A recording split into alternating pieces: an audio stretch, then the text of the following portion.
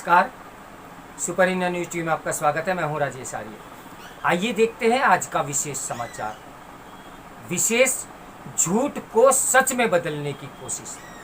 देश की सबसे बड़ी अल्पसंख्यक आबादी डरी हुई है। ये एक नितांत आधारहीन और मिथ्या धारणा है।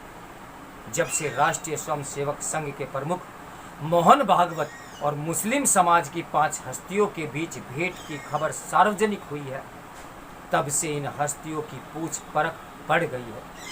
यह हस्तियां चर्चा के केंद्र में इसलिए भी हैं क्योंकि उनसे मुलाकात के बाद पिछले दिनों मोहन भागवत ने दिल्ली में मस्जिद और मदरसे का भ्रमण किया।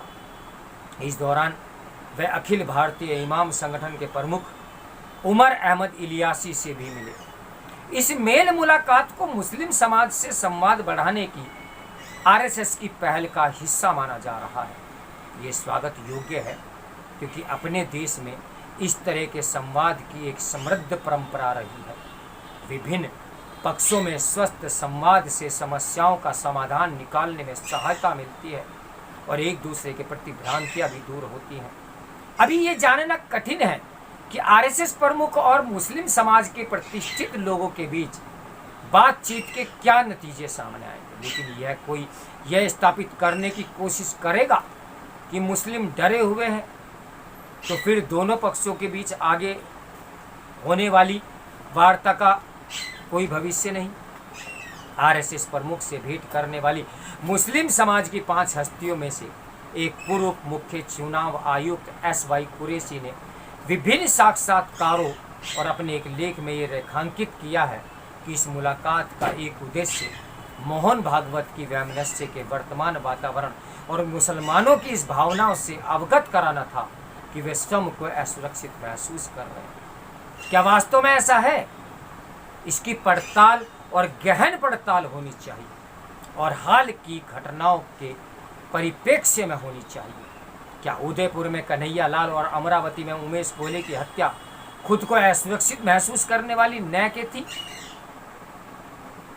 करने वालों की नहीं थी? क्या इसी दौरान देश के विभिन्न शहरों में निकली उग्र भीड़ किसी डर की वजह से गुस्ताख नबी की एक ही सजा, सिर्फ तन से जुदा के खौफ पैदा करने वाले नारे कर रही थी? क्या इसके पहले चैत्र नवरात्र, रामनवमी और फिर हनुमान जन्मोत्सव पर कई शहरों में शोभा यात्राओं पर हमले डरे हुए लोगों ने किया?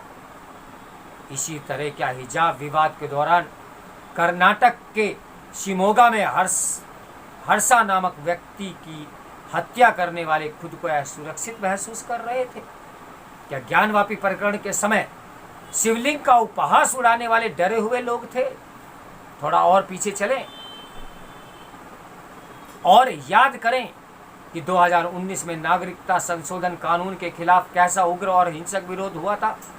क्या इन विरोध प्रदर्शनों के दौरान बंगाल से लेकर उत्तर प्रदेश, दिल्ली आदि में कई जगहों जो हिंसा, आगजनी और तोड़फोड़ और यहाँ तक कि पुलिस पर हमले हुए, वे उन लोगों ने किए जो भयभीत थे?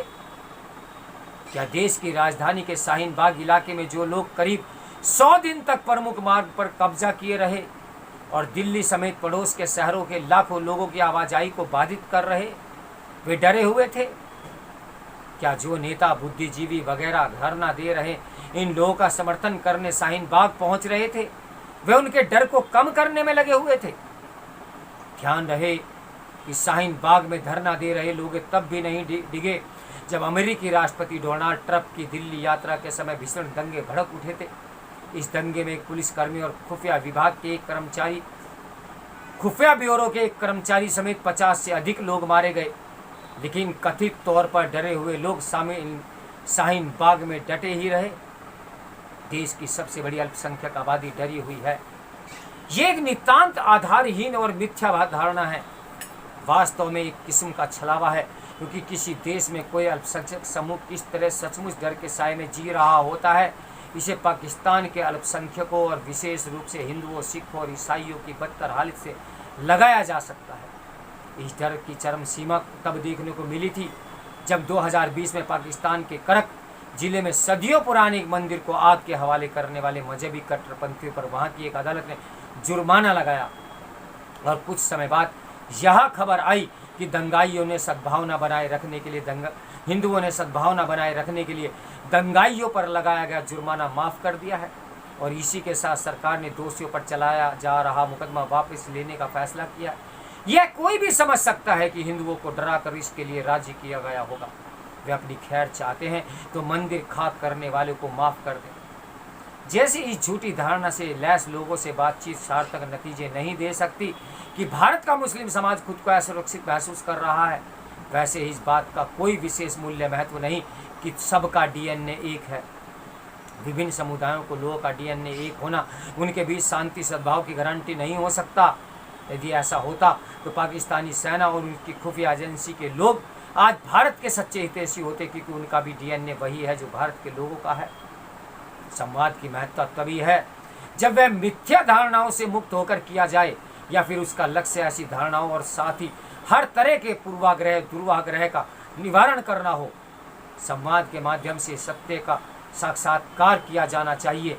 उद्देश्य यही है तो फिर संवाद का सिलसिला न केवल कायम रहना चाहिए बल्कि उसमें सभी को अपना योगदान भी देना चाहिए। अब यह क्या सोचते हैं, ये आपका विषय है। तो मेरे साथ बने रहिए सुपर इंडिया न्यूज़ टीवी की ब्रेकिंग न्यूज़ के लिए। नमस्कार, मैं हूं राजेश आर्या।